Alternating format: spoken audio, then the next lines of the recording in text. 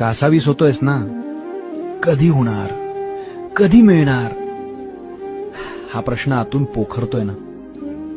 तुला वाटतंय मी तुला विसरलोय किंवा तुला ताटकरत ठेवलंय.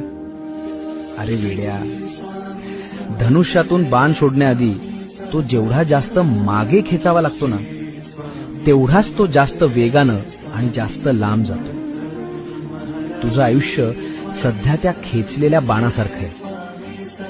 तुला जो हा त्रास होतोय तो तुला मागे खेचण्यासाठी नाही, तर तुला सर्वात मोठी झेप घेण्यासाठी तयार करतोय. सोडू नकोस तो संयम.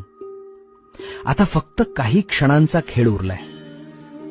ज्या क्षणी मी ही दोरी सोडेन ना, त्या क्षणी तू थेट यशाच्या शिखरावर असशील.